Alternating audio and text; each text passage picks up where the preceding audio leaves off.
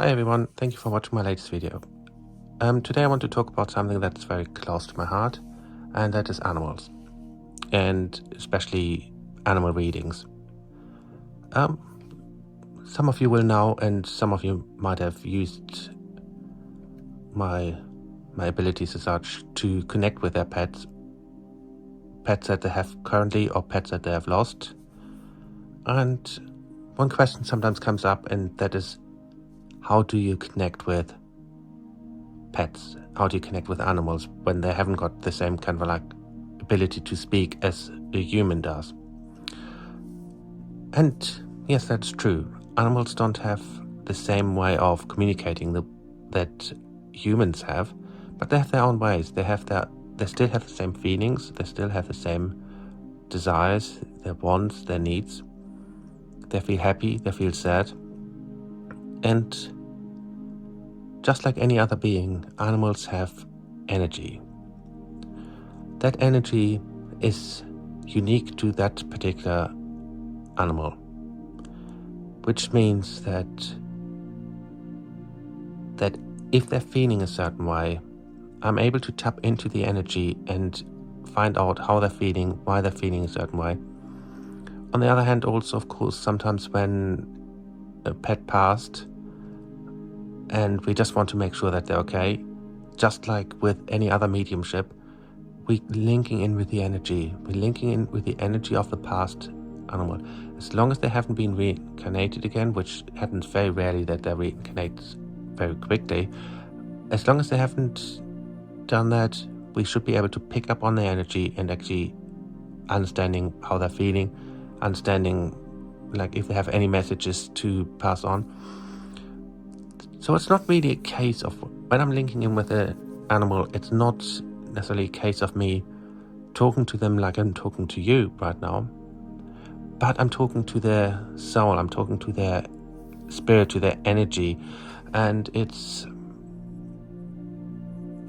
comes through to me the same way as it does when I'm talking about how does this person feel about me. I'm linking in with that energy of that person.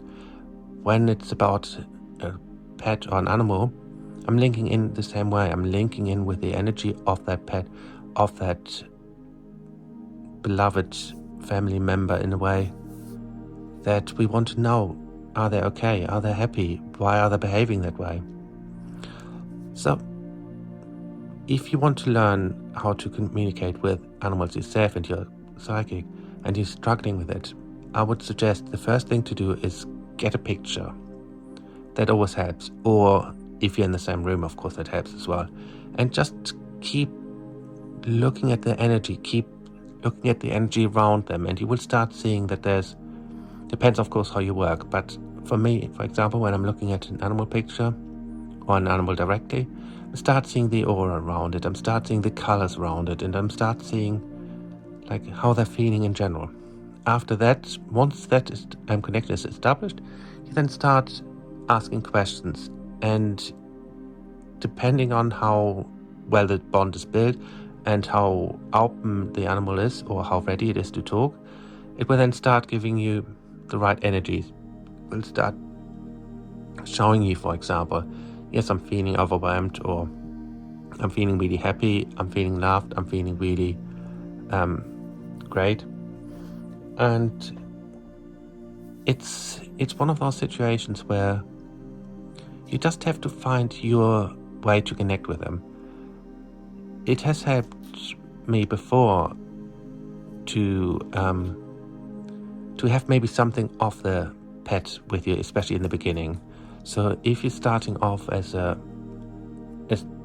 you're starting off wanting to understand how to connect with an animal, for example, a past one, maybe hold something of them, and just like you would do with a human spirit, just keep asking your guides, show me this pet, show me this energy, show me what they have to say, and it will start coming.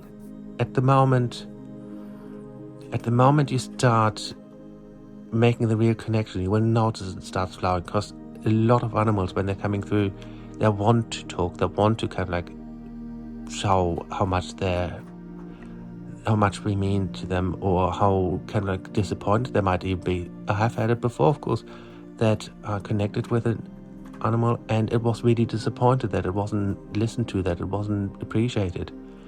And we could then do something about it. The person who asked me, once we actually worked through it, and a few weeks later we connected again, and the pet was already feeling very different, and she could already notice that there was a difference in the energy. She could notice that there was a different approach to everything. So it really helped, and it really made things very different and very special on some level. So there's a deep connection.